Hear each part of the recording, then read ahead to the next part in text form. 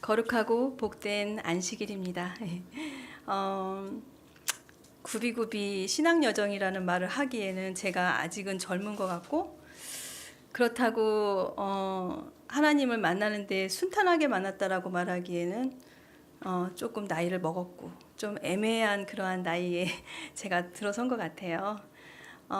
처음에 하나님을 만났을 때는 정말 세상을 다 얻은 것 같은 그런 생각을 했었던 것 같아요.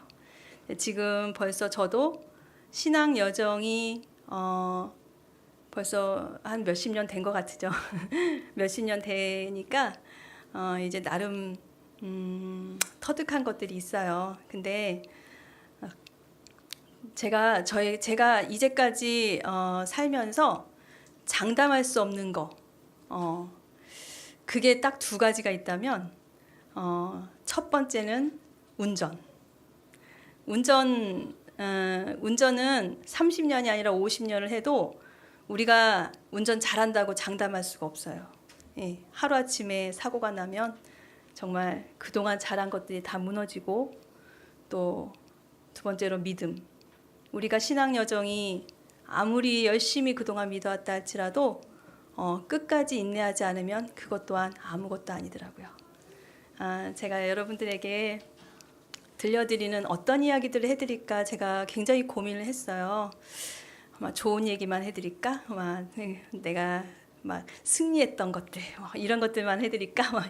고민을 하고 그랬는데 뭐 이래도 저래도 저의 신앙이잖아요. 그러니까 저의 신앙 간증을 진솔하게 솔직하게 여러분들께 말씀드리도록 하겠습니다. 제가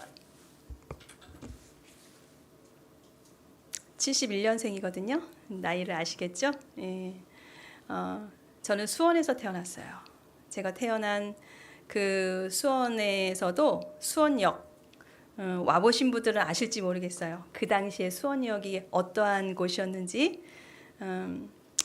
그곳에는 제가 어린 시절에 기억하는 그곳은 어떤 곳이었냐면, 저는 이제 아버지가 7남매의 장남이었고 엄마는 7남매의 장녀였어요. 장남 장녀가 만나서 저를 낳으셨는데 저 앞에 오빠가 하나 있었는데 이제 오빠가 만삭일 때 죽었죠. 예, 그래서 아들이 없는 딸만 넷을 낳는 그런 불상사가 저희 집에 일어나게 돼요.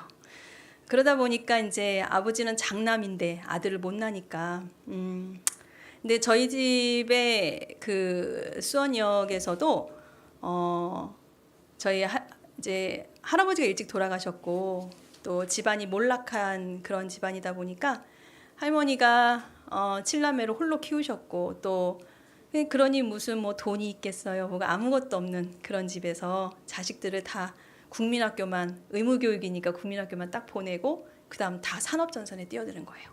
그러니까 제가 그곳에서 5살 때까지 살았거든요. 그곳에서 5살 때까지 살면서 5살 때 저의 기억은 삼촌들이 비행 청소년이었고 사고뭉치였고 또 뭐 교도소도 왔다 갔다 하고 뭐 그 앞엔 사창가였고 제가 살던 곳은 아주 판잣집이었어요. 그런 곳에서 엄마가 시집 와서 정말 고생을 많이 하셨거든요. 만약에 우리 엄마가 아들을 낳았더라면 저는 과연 삶이 어땠을까라는 생각을 지금도 해요. 그 생각을 하면 저는 남들은 아니 오빠가 있으면 좋잖아 나름이죠. 예, 그곳에서 남아 선호 사상으로 가득 찬 저희 집안에 만약에 오빠가 태어났으면 저의 삶은 어땠을까 지금 생각해보면 굉장히 아찔해요. 그것도 하나님의 은혜였다라고 전 지금 생각합니다. 그 후로 이제 엄마 아버지는 아들이 없다 보니까 이제 쫓겨나서 시골로 이사를 가게 되죠. 예, 이사를 가게 됐고 시골에서 저는 성장을 해요. 그곳에서 천연계 속에서 저는 살았어요. 들판으로 산골로 정말 문명의 혜택이 거의 없는 유일한 문명의 혜택이라고 하면 저희 집 바로 옆이 수인선이 지나가는 기찻길 옆이었어요. 기차길 옆에 오막살이 집이 저희 집이었는데 그게 문명이었던 것 같아요.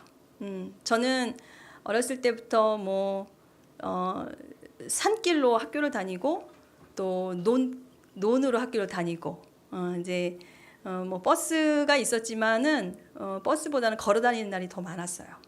예, 걸어 다니다가 우리 앞집 아이는 홍수에 그 논길에서 걸어오다가 물에 빠져서 홍수에 떠밀려가서 죽게 되고 이제 그러한 일들이 일어나는 그런 가정이었어요. 그러니까 참 제가 살고 있던 곳이 이제 옛날에는 이제 화성군이었어요. 지금 화성시지만 그곳에서 사건 사고도 굉장히 많이 일어나고 아시잖아요. 옛날에 연쇄살인 사건도 일어나고 막 그랬던 그러한 우범 지역이었지만 그곳에서 저는 이제 꿈을 키워나가기 시작해요. 그 전까지는 사실 세상의 문명을 잘 몰랐어요. 뭐가 뭔지 잘 모르고 그리고 거기에 저희 동네에는 시골 동네에 그 감리교회가 하나 있었어요. 딱 하나. 교회라고는 감리교회 딱 하나. 그리고 아주 조그만 감리교회였고 그 마룻바닥에 이제 앉아갖고서는 성경을 공부하기도 하고 찬송가도 부르고 막 그랬던 기억이 나요. 이제 선생님 거기 그 목사님 따님이 이제 주일학교 선생님이셨기 때문에 그분이 그 지옥불교리에 대한 이야기를 그때 해주셨어요. 그래가지고 얘들아 너희들 하나님 믿지 않으면 지옥에 가서 불타는 곳에서 너희들 정말 지글지글 타오르는 데서 영원히 그렇게 고통받고 살아. 그러니까 엄마 아빠 모시고 교회 와야 돼. 그 이제 그런 얘기를 하면은 우리는 이제 벌벌 떨면서 무서운 거예요. 그러니까 꿈을 꾸면서 엄마 아버지가 막 꿈속에서 엄마 아버지가 막 지연아 나 좀 살려줘 무서워 그래서 막 그런 꿈들을 저는 되게 많이 꿨어요. 그래서 어떻게든 엄마 아버지가 교회 다녔으면 좋겠다라는 그런 인식은 있었지만 저는 하나님의 존재가 있는지는 사실 몰랐어요. 그러니까 하나님과 연관되어 있는 것이 아니라 선생님이 그렇게 설명을 하니까 그게 무서운 거구나. 하나님이란 존재는 그렇게 믿어야 되는 거구나. 이제 그렇게 생각을 했던 거죠. 그렇게 저의 삶은 점점 무지 속으로 그러면서도 하나님의 은혜 가운데로 저는 계속 가고 있었어요. 그리고 나서 엄마 아버지가 저희는 성격이 굉장히 달랐어요. 엄마는 엄마대로 아버지는 아버지대로 굉장히 강한 분이셔갖고 둘이 정말 365일 싸우셨던 것 같아요. 근데 그런 가정에서 살면 정서적으로 불안전하잖아요. 그러니까 저도 사춘기 시절에 저는 우리 사춘기 시절 되면 음악도 듣고 싶고 막 하고 싶은 거 많잖아요. 꿈도 많고 막 이런데 저는 아버지가 무서워서 라디오를 이불을 덮고 몰래 조그맣게 들어놓고 틀었던 기억이 나요. 거기 나오는 그 가수들 막 이런 것들을 이런 노래들을 그냥 아버지 들을까봐 몰래 들었던 기억이 나요. 그렇게 아버지가 무서웠어요. 아버지랑 한 밥상에서 밥을 먹는다는 건 상상조차 할 수가 없었어요. 밥을 먹다 머리카락이 나오면 밥상이 그냥 날아가는 거죠. 그러니까 그렇게 열등감도 많으시고 또 트라우마도 많으시고 그러니까 아버지가 수원에서 국민학교를 나오셨는데 6년 내내 반장을 하셨으니까 근데 할아버지가 일찍 돌아가시고 쫄딱 망하니까 교복 하나가 없어서 중학교를 진학을 못한 거예요. 그러니까 아버지 6학년 때 그 졸업사진을 보니까 친구들은 다 교복을 입었는데 아버지만 입지 못했더라고요. 허름한. 근데 반장이니까 참석을 하셨던 것 같아요. 그러니까 친구들은 다 대학까지 나와서 사회에 진출을 해서 정말 한 분은 의사로, 한 분은 뭐 사업가로, 한 분은 교수로 이렇게 다들 성장해서 하는데 아버지만 배운 게 없는 거예요. 그러니까 거기서 오는 그 분노를 분출하지 못하니까 식구들을 들이잡는 거예요. 그러니까 아버지랑 있는 거는 정말 숨을 쉴 수조차가 없는 그런 삶을 저는 살았어요. 그러니까 저의 그 사춘기 시절은 동생들하고 똘똘 뭉쳐서 동생들의 유일한 친구들이었고 동생들하고만 지냈어요. 그리고 그러나 동생들도 어렸고 저도 어렸어요. 막내랑 저랑 6살 차이 나니까 딸만 넷이니까 제가 항상 첫째였기 때문에 그렇게 살 수밖에 없는 입장이었고 제가 이제 중학교 때까지는 시골에서 중학교를 다녔기 때문에 정말 잘 몰랐어요. 뭐가 뭔지를 잘 몰랐어요. 근데 고등학교를 제가 인문계 고등학교를 들어가게 돼요. 여기 김원자 집사님이 저의 고등학교 선배님이시거든요. 그 고등학교는 수원에서도 유명한 사립고등학교였고 전교 20등 안에 들면 서울대를 갔었어요. 그곳에서 제가 이제 전교 16등을 한 거예요. 근데 그게 저에게 얼마나 큰 독이 됐는지 몰라요. 문명의 혜택을 받지 못했던 저였기 때문에 이제 전교 16등까지 그 특별반을 만들어서 그들을 이제 교육시켜서 걔네들을 명문대를 보내거든요. 거기에 제가 들어간 거예요. 그 안에서는 제가 꼴찌잖아요. 공부를 하는데 친구들은 다 집안이 뭐 의사 집안, 뭐 약사 집안, 뭐 국회의원 집안, 막 이런 애들이에요. 저만 별 볼 일 없는 거예요. 걔네들은 전부 다 과외를 하고 정말 진짜 뭐 주말이면 과외하고 평일날은 공부하고 저는 아무것도 학원 하나를 못 다녔어요. 그런데다가 저는 선생님이 지연이는 엄마가 이제 가정 방문 왔는데 엄마가 지연이는 대학을 안 보낼 거니까 그냥 선생님 얘는 뭐 대학 진학 안 할 거니까 크게 신경 안 쓰셔도 된다고 이렇게 얘기를 한 거예요. 근데 담임 선생님이 저 훌륭한 선생님이셨으면 저에게 꿈을 키워줬을 텐데 저한테 한마디로 딱 자르시더라고. 너는 엄마가 대학 보낼 마음이 없으니 너는 일찌감치 공무원 공부나 해라. 그렇게 얘기를 하시더라고요. 근데 그때는 그게 너무 상처였어요. 근데 지금 생각해보면 그냥 공무원 공부라는 게 그게 아무나 할 것도 아닌데 할 걸 이제 그런 생각이 드는데 그때는 그게 굉장한 큰 상처였어요. 그래서 거기서 오는 그 자괴감과 그 좌절감과 그것들이 우울감으로 빠지면서 제가 19살 때 자살을 하려고 이제 약국 앞에서 약을 사려고 여러 번 서성거리다가 말고 이랬었어요. 인생의 목적이 무엇인가? 삶이 무엇인가? 사는 게 무엇인가? 왜 세상은 이렇게 불공정한가? 이제 이러한 것들을 일찌감치 터득하면서 무엇을 어떻게 해야 될지 막막할 때 저는 하나님께서 그때 저를 부르셨던 것 같아요. 저는 회심의 경험을 19살 때 하게 돼요. 하나님께서 저를 부르시긴 했는데 제가 너무너무 그러기에는 너무 세상적으로 욕심이 많은 거예요. 저는 그 빛을 거절했었어요. 제 기억으로는 그랬던 기억이 나요. 그 빛을 거절해서 제가 그때 무슨 기도를 했냐면 하나님께 하나님 저 세상에 나가서 성공하고 싶어요. 나 이제까지 가난하게 살았고 이제까지 못 배운 부모 밑에서 정말 비참하게 살았어요. 나 이제라도 성공해서 보란듯이 살고 싶어요. 우리 집안 일으켜 세우고 싶어요. 제가 그러면서 기도를 했던 기억이 나요. 그런 어리석은 기도를 그때는 몰랐던 거죠.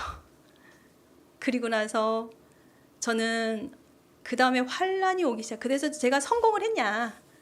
성공을 했으면 제가 아마 이 자리에 없을 거예요.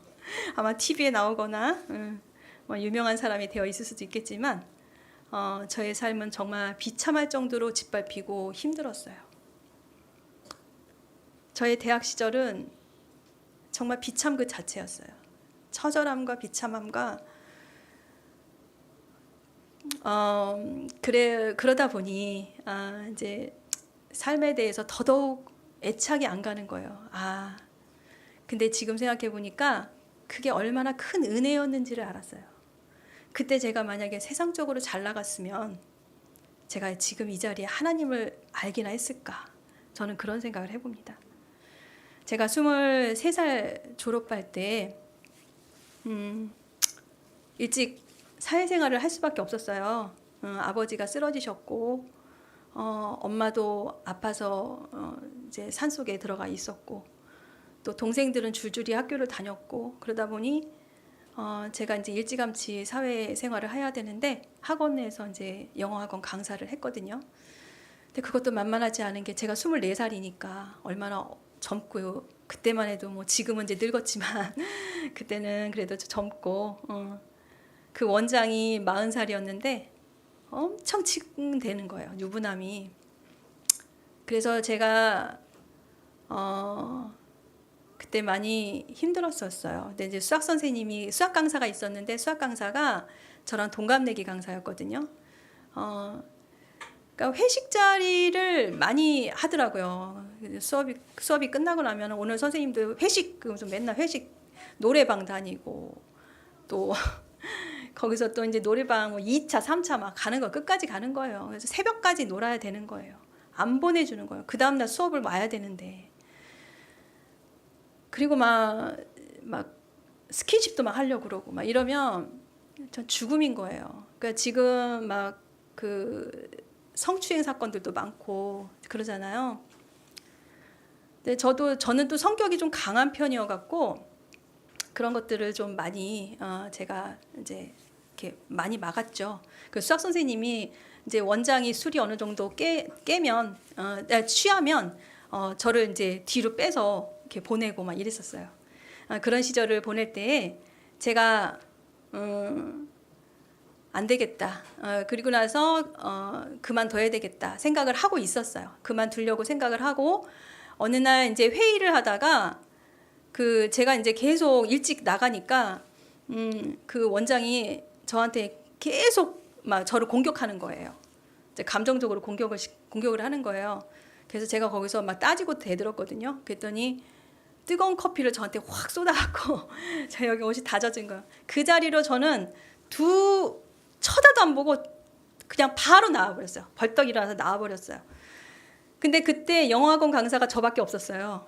그러니까 저를 나중에 찾게 부르더라고요. 뒤도 안 돌아보고 갔어요.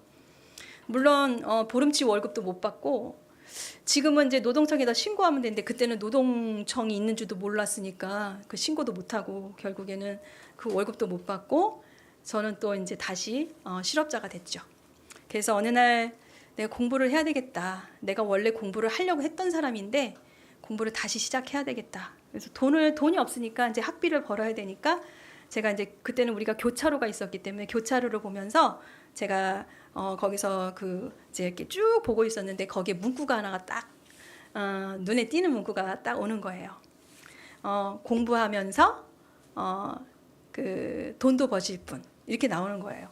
그게 눈에 확 들어오는 거예요. 그래서 전화번호를 딱 적어갖고 전화를 했죠. 그랬더니 어느 남자분 점잖은 목소리로 이렇게 말씀을 하시는데 그분이 오라 그러더라고요. 공부하고 싶다고. 제가 공부도 하고 싶고 학비 벌 수 있냐고. 여기 다니면 학비 벌 수 있어요. 그랬더니 학비만 벌겠습니까? 오세요 그러더라고요. 그래서 그 다음날 가니까 6명의 선생님이 저 말고 저까지 포함해서 6명의 선생님이 앉아 계시더라고요.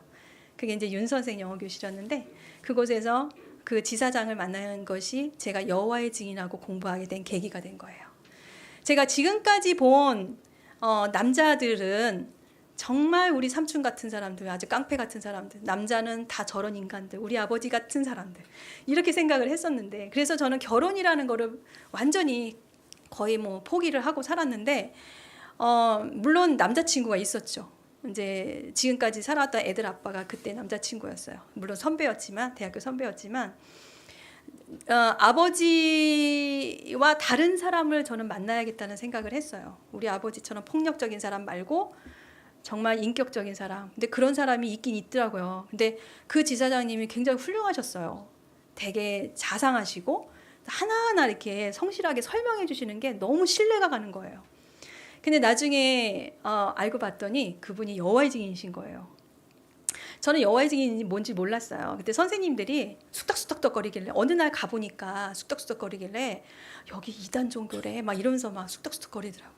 그래서 그래? 그래서 저도 여호와의 증인이 뭔가 이제 궁금해갖고 거기 이제 남자 과장님이 오시길래 그분을 우연히 따라갔다가 거기서 지사장님하고 딱 눈이 마주친 거예요. 깜짝 서로 놀랬죠. 그분은 나를 보고 놀라고 나는 그분을 놀라고. 그래갖고 이제 그분이 이제 근데 그분 부인이 굉장히 침착하게 아유 박 선생님 오셨어요. 그래서 아무렇지도 않게 거기가 왕국회관이었거든요. 거기서 이제 그 진화인과 창조인가 그 파란 색깔 책을 저한테 주면서 이거 읽어보라 그러시더라고요. 하나님의 존재에 대해서 얼마나 자세하게 우리 깊이 있게 설명하고 있는지 한번 읽어보라 해서 제가 그거 읽었어요. 열심히 읽고 그러면서 이제 그분들이 너무 잘해주시는 거예요. 그러니까 제가 이제 알고 나니까 사람들이 품성이 너무 좋더라고요. 그래서 지사장님이 또 돈도 벌게 해주시겠다고 그러시면서 학생도 많이 밀어주시고 해서 돈도 열심히 많이 벌었어요. 근데 이제 지사장님이 처음엔 그랬거든요. 대학원 가고 싶어요. 가세요 그러더라고요. 성공하세요 그러더라고요. 근데 나중에 보니까 그분은 세상 욕심이 없으신 분이었어요. 근데 선생님들은 다 이방인 선생님들이니까 각자 꿈들이 있을 거 아니에요. 그런 것들을 얘기를 해주면서 결국은 성경 얘기를 해주시는 거였어요. 근데 거기에 제가 딱 걸려들은 거예요. 그 5명의 선생님들은 거의 대부분 다 그때 그만두시고 저만 끝까지 남았죠. 근데 결국 저도 결혼하는 바람에 그만두게 된 거죠. 근데 그래서 그분 부인하고 올해도로 한 1년은 안 됐고 한 1년 가까이 성경 공부를 열심히 하게 되었고, 또 이제 저는 이제 그 후로 결혼을 했어요. 결혼해서도 서울 쪽으로 와서 그곳에서 이제 여호와의 증인 공부를 계속 하다가 결국에는 침례를 받게 돼요. 결혼하고 나서 저의 삶은 또다시 위기를 맞게 돼요.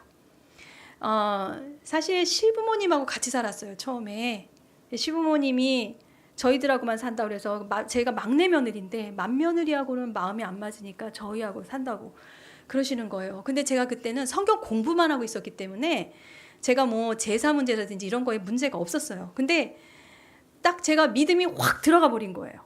아, 죽은 자한테 산 자한테 절하면 안 되는구나, 이런 거를 깨달은 거예요.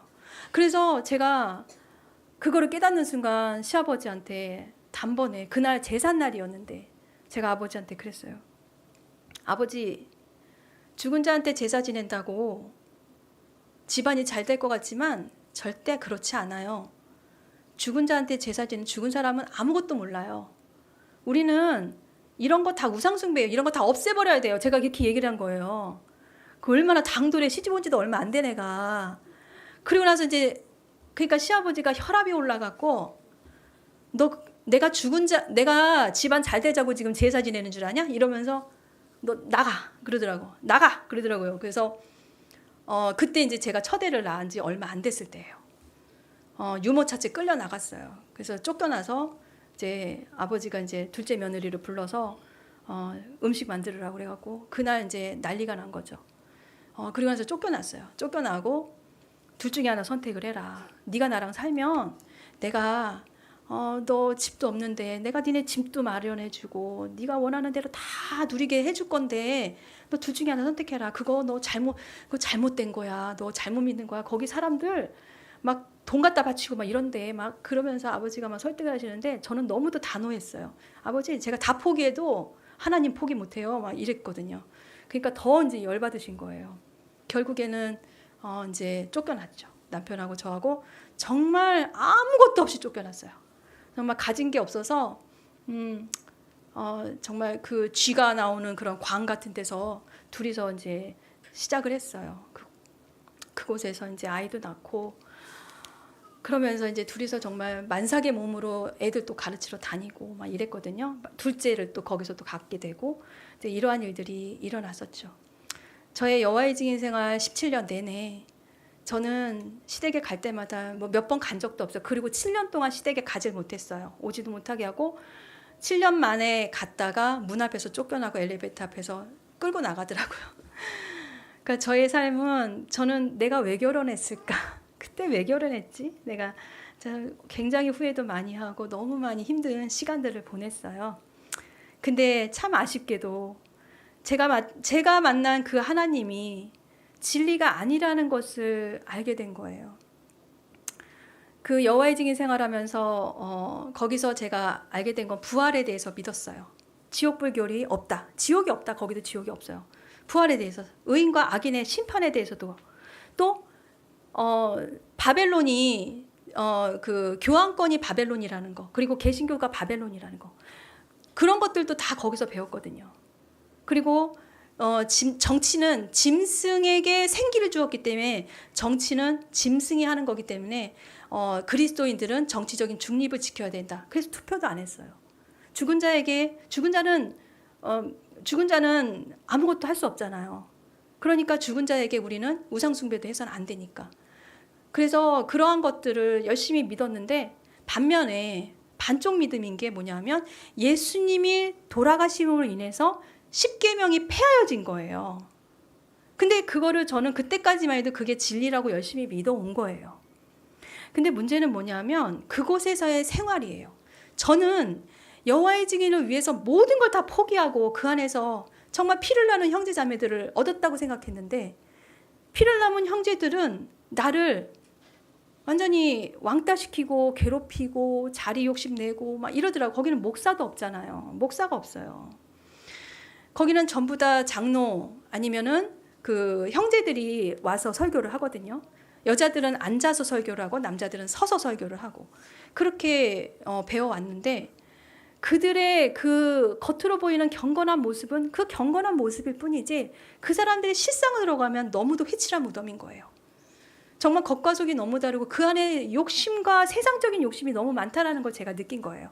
열매가 이곳에 열매가 없구나라는 걸 제가 알게 되면서 그걸 깨달을 때까지 17년이라는 세월이 흐른 거예요. 저는 시댁 식구들한테 상처를 줬죠. 친정 식구들한테도 상처를 줬죠. 제 인생은 인생대로, 우리 애들은 우리 애들대로. 우리 아이들은 지금 저와 따로 살아요. 우리 아들은 아예 엄마하고 의절을 했어요. 저에 대해서는 완전 인간 취급도 안 해요. 저는 그런 삶을 살면서 내가 이제까지 뭐 한 건가 정말 허망했어요. 나오고 또다시 방황을 하기 시작해요. 4년간의 방황을 하면서 저는 경제적으로도 파탄에 이르기까지, 파탄까지 정말 다 망했어요. 쫄딱 망하고 이제는 진짜 목숨만 남겨놓고 다 망하게 되더라고요.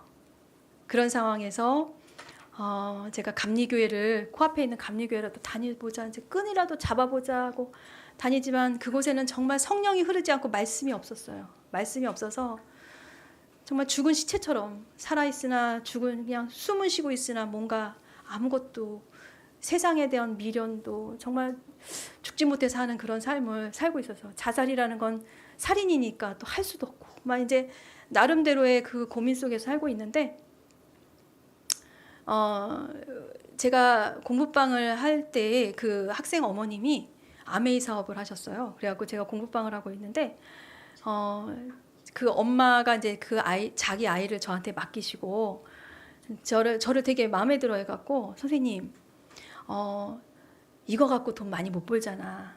돈 좀 많이 벌 수 있지 않아? 그래서 선생님 돈 필요하잖아. 그래서 막 또 저를 또 꼬드기기 시작을 하는데, 저도 사실은 돈이 필요했죠. 예, 그래서 힘들었던 시절이었기 때문에 그게 또 귀가 솔깃하게 되더라고요.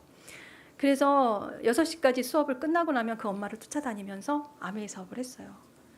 그러면서 거기서 이제 교회를 다니게 했어요. 교회를 소개받았어요. 그때 다니고 있던 감리교회를 다니면서 철야 기도를, 개신교였으니까 금요일만 되면은 철야 기도를 하기 위해서 성남에 있는 그 교회까지 이제 수업이 끝나면 무조건 달려갔어요. 그곳에서 다닌 그 교회가 어떤 교회냐? 여러분들 혹시 베니힌이라고 아십니까? 베니힌이라고 해서 이렇게 하면은 막 뒤로 쓰러지고 막 이런 그런 목사 있잖아요. 거짓 목사. 그런 교회였던 거예요. 근데 여호와의 증인에서 나왔죠. 그 다음에 아메이 사업하는데 아메이 그 리더들이 뭐 거기 다이아몬드도 있고 막 이러잖아요. 그 사람들이 다 그 종교를 믿고 있는 거예요. 저는 그거를 몰랐어요. 그게 벤인 줄 몰랐고, 근데 그 교회를 2년 동안 다녔는데 뭔가 좀 성령을 좀 받고 싶어서 다녔어요. 근데 성령이 흐르지를 않아요. 뭐 그 목사가 여자 목사님이셨는데 그 목사님이 자기가 안수하면은 10초 안으로 3초면 방언이 터진대나? 방언은커녕 가면은 졸려갖고 맨날 꾸벅꾸벅 조니까 나중에는 저기 박지현 씨 재우지 말라고 막 그럴 정도로 저는 안 터지더라고요. 그리고 막 안수기도를 하면은 선생들이 팡팡 막 떨어져 나가잖아요. 막 방언 막 하고 그러는데 저는 안 떨어져 나가더라고요. 그러니까 그냥 밀어버리더라고요. 그러니까 근데 그러면 이제 저도 체면상 넘어져 줘야 되는 거예요. 그냥 그래서 난 내 자신이 너무 웃기는 거야. 내가 진짜 내가 생각해도 지금 생각하면은 나 정말 너무 창피해서 사실은 여기서 이 얘기 안 하려고 했는데 거기를 다니는 사람들이 너무 많기 때문에 제가 얘기를 하는 거예요. 여호와의 증인에 대해서 제가 지금 여러분한테 얘기해 주잖아요. 또 바벨론이라는 것에 대해 그러면 바벨론이라는 것에 대해서 개신교가 대부분이 다 바벨론이에요. 그러면 그것도 아셨죠? 그리고 이렇게 팡팡 떨어지는 그런 베닌 그 거짓 선지자잖아요. 그러니까 그런 것도 아셨죠? 그런 것들을 알으라고 제가 굽이굽이 이렇게 걸어왔던 이 신앙 여정을 정말 과감없이 말씀을 드리는 거예요. 여러분들은 그런 실수 하지 말라고 말씀을 드리는 거예요. 저 자매 참 멍청하다 이렇게 생각하실 수도 있을 거예요. 근데 저처럼 이런 신앙을 해본 사람이 말해주지 않으면 지금 보세요. 세상에 정말 잘못된 신앙 속에 살아가는 사람들이 얼마나 많은 줄 아세요? 근데 그런 사람들에게 우리가 이야기해 줄 사람이 없잖아요. 인도해 줄 사람이 없잖아요. 근데 내가 잘못된 길을 갔기 때문에 너희들도 잘못된 길을 가게끔 끌어가는 사람이 있는가 하면 나는 잘못된 길을 갔음에도 불구하고 너희들은 그렇게 하지 마 하고선 올바르게 신앙을 인도하는 사람들이 있단 말이에요. 그러니까 우리는 그런 신앙을 가져야 된다라는 거예요. 그게 올바른 신앙이 아니겠어요. 그렇게 하면서 그곳에서 또 나오게 되고 저는 다시 또 시리에 빠지면서 그곳에서 이제 나온 다음에 다시 한번 이제 감리교회도 하고 감리교회도 나오게 되고 한동안 또 방황을 하죠. 근데 예수님이 너무 만나고 싶고 하나님이 너무 보고 싶은 거예요. 어차피 저 나이도 먹었고 그때 당시 제 나이가 44살이었어요. 나이도 먹을 만큼 먹어서 이제 뭐를 해야 될지 정말 막막한 시간이잖아요. 뭐 다 망해갖고 뭐 할 수도 없는 상황이었고 어느 날 갑자기 제가 뭐 생전 유튜브도 보지도 않는데 유튜브를 보다 보니까 그 유튜브에 성경의 예언들이라고 하는 그런 문구가 딱 나오더라고요. 성경의 예언들? 처음에는 이게 뭘까? 그냥 한 10분만 들어볼까? 뭐 2단 종교인가? 그래서 근데 거기에 이제 그 지금의 이제 11시 교회죠. 그때는 SOS TV였어요. 송계문 목사가 거기에 성경의 예언들을 영상으로 이렇게 송출한 건데 그거를 제가 보게 된 거예요. 10분만 보자고 했던 것이 전 그 전편을 다 봤어요. 그때 25편까지인가 그랬을 거예요. 일주일 만에 다 듣고 제 심장이 뛰기 시작했어요. 아, 하나님 진짜 살아계시나 보다. 이렇게 생각을 하고 제가 그곳을 물어 가게 됐어요. 어디냐고. 근데 양평이라고 그러더라고요. 너무 멀긴 한데 그럼에도 불구하고 진리를 찾아서 가는 거니까 매주 그러니까 안식일을 거기서 깨닫고 안식일마다 5년을 거기를 거의 안 빠지고 다녔어요. 생전 지방이라고는 저를 잘 안 다니는데 그 5년 동안 제가 세상에 태어나서 최고로 많이 다녀본 것 같아요. 지방에 이제 무슨 집회라든지 아니면은 그 찬양단 그래서 찬양 녹화도 하고 뭐 경상도 뭐 여러 군데를 많이 다녔었어요. 거기서 정말 열심히 신앙을 했고 근데 한 2년 정도 지나니까 3년 차 되니까 교회가 계속 분열이 되고 계속 싸우는 거예요. 근데 왜 싸우는지 모르겠더라고요. 저는 안식일을 깨달았고 십계명이 살아있다고 하니 저는 그때 당시에 단순했어요. 우리가 그래 하나님께서 우리가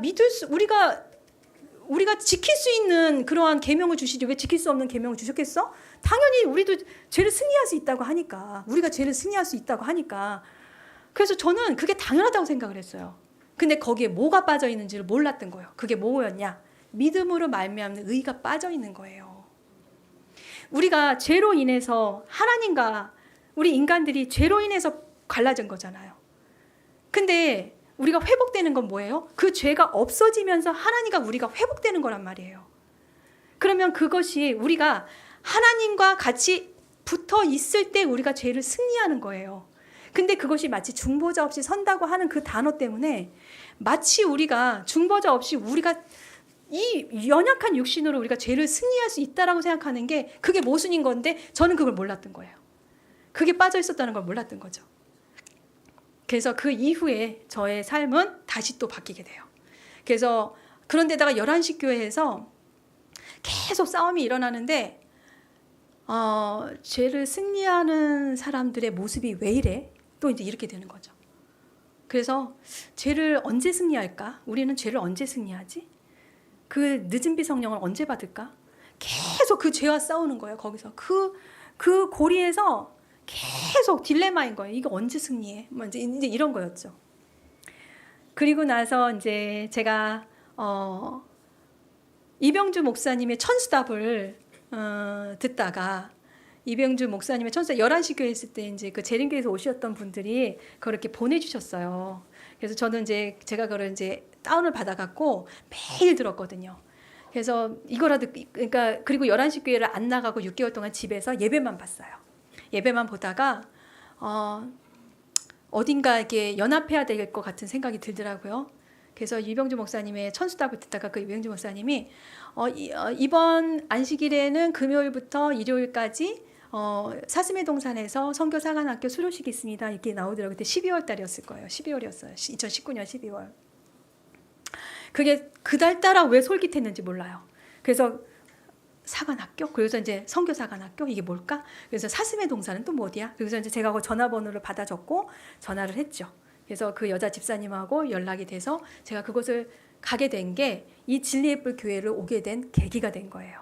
거기서 여기 가끔씩 오시는 그 지금 이제 돌아가셨거든요. 작년에 돌아가셨는데 그 머리 하얗신 김미옥 집사님이 저보고 진리의 뿔 교회 가끔씩 오신다고 거기 김대성 목사님이 계시는데 말씀이 좋다고 그러시더라고요. 그래서 저는 사실 탐탁지는 않았어요. 왜냐하면 재림교회에 대한 선입견이 있었기 때문에 이곳에 오고 싶은 마음은 없었는데 한번 찾아갈게요. 이렇게 얘기를 하고 찾아왔던 것이 계기가 됐고 그 다음에 이제 김대성 목사님께서 저를 만나셨어요. 그때 밥을 같이 점심을 같이 먹자고 해서 점심을 같이 먹으면서 이제 몇 가지 이제 신앙에 대한 이야기를 물어보시고 그때 목사님이 그런 얘기를 하셨어요. 11시 교회에서 오셨다고 하셨죠? 그래서 11시 교회에 죄를 승리한 사람의 샘플이 있습니까? 이렇게 물어보시더라고요. 그래서 제가 예수님이요. 그랬더니 예수님이 말고 사람 중에 있냐고요. 그래서 물어보시더라고요. 없지요. 그러니까 샘플이 없잖아요. 그럼 아니잖아. 근데 왜 그거를 믿느냐? 이렇게 얘기를 하시는 거예요. 그러면서 그 다음에 이제 카톡으로 오셔갖고 카톡에다가 이제 책자 이런 것들을 줄 테니 오라고 또 그러셔서 그 다음에 방문했더니 저한테 이제 나는 완전주의였다. 뭐 이 책부터 해서 책을 정말 많이 받았어요. 그것들을 집에서 독파하기 시작을 하면서 우리가 믿음으로 말미암는 의 그것이 빠져 있었구나. 저는 그것을 깨닫고 나서 지금까지 신앙 여정을 지금까지 하고 있고 문제는 그래서 이제 지금 어떻게 신앙을 하고 있느냐. 저는 여러분 앞에 정말 이런 말할 자격이 없어요. 저는 굉장히 죄와 씨름하면서 싸우고 사투를 벌이고 있는 사람이거든요. 그리고 너무 많이 쓰러지고 다시 또 일어나고 그러면서 제가 정말 굽이굽이 저 혼자서 굉장히 제 안에 있는 죄와 투쟁하면서 살고 있어요. 그런 죄인입니다. 그런 저에게 하나님께서 이러한 간증을 주신 것에 대해 참 이런 기회를 주셔서 감사하고요. 또 이제 더 많은 이야기들을 해드리고 싶지만 제가 여기까지만 말씀을 드리고 저는 이 얘기만 한 가지만 더 말씀을 드리고 싶어요. 우리가 한 영혼의 가치가 어떤 가치가 있느냐. 여러분들 아담부터 요한계시록의 마지막까지 살아온 사람들의 생애를 그 수명을 다 더해도 인간들의 어떤 사람은 100살, 어떤 사람은 200살, 어떤 사람은 80살 그 수명을 다 더해보세요. 어마어마한 숫자잖아요. 그 수명을 다 더해도 한 영혼의 영생의 가치만 못해요. 우리가 그렇게 가치 있는 사람들이에요. 근데 왜 우리가 사사로운 것 갖고선 쓰러지고 싸우고 그래야 돼요? 질투할 필요가 뭐가 있어요? 이 땅에 우리가 구원받으면 살 땅이 없어서 질투를 하십니까? 그런 거 하지 마세요. 잘난 사람은 잘난 대로 인정해 주시고 꼭 못난 사가 나보다 부족하면 그 사람을 끌어주세요. 그게 뭐가 그렇게 어려워서 저 사람이 나보다 더 잘났으면 어떨까 이런 것을 고민하면서 괴롭히고 서로가 미워하고 서로 으르렁거리고 싸우십니까? 뭐 저 사람이 나한테 수십억 사기를 쳤다고 해도 그 수십억 그거 다 쓸 수 있어요? 주세요. 저는 그런 마인드를 갖고 있어요, 사실은. 근데 가진 게 아무것도 없어도 사실 돈에 대해서 그런 거에 대해서 제가 잃어봤잖아요. 벌어도 받고 잃어도 받잖아요. 제가 어렸을 때 돈이 없어서 비참하게 짓밟혀도 받잖아요. 그게 세상이라는 거를 알아야 돼요. 우리는 이 인간이 얼마나 우리가 귀한 귀한 존재이고 가치 있는 존재. 우리가 사람이 우선이 되는 그런 세상이 살아야 되는데 이 세상이 그렇지 않잖아요. 그럼 그런 세상과 반대되는 그런 세상을 살려면 우리가 누구를 따라가야 돼요? 세상 권위를 따라가야 돼요. 하나님을 따라가야 돼요. 그거를 생각을 해보세요. 그럼 우리가 영생의 가치가 얼마나 귀한 건지를 알고 나면 우리가 질투할 필요도 없어. 다 우리 구원받으면 여러분들 원하는 대로 영원히 살 수 있어요. 정말 영원히 살 수 있는데 지금 이 순간에 조금 불편하고 조금 힘들고 내가 조금 가지지 못한 것에 대한 그런 거 갖지 마세요.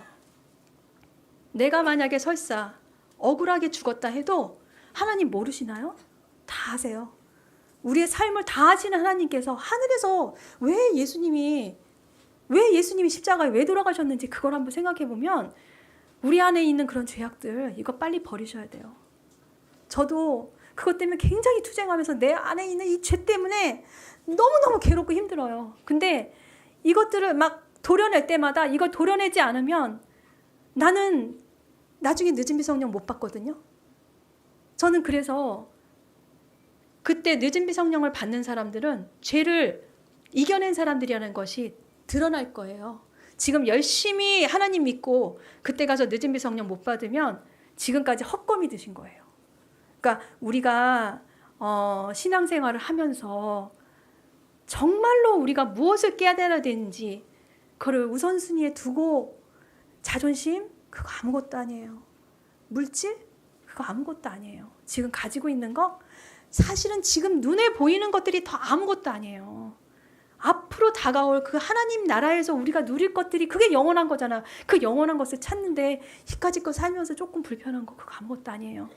그런 것들 다 버리고 이제부터라도 우리 다시 한번 일어서자고요. 저는 그런 것들을 아마 이 자리에서 얘기해 주기 위해서 하나님께서 이제까지 굽이굽이 저에게 이러한 고난들을 허락하지 않으셨나 하는 그런 생각이 들어서 지금은 감사합니다. 예. 제 얘기 들어주셔서 감사합니다.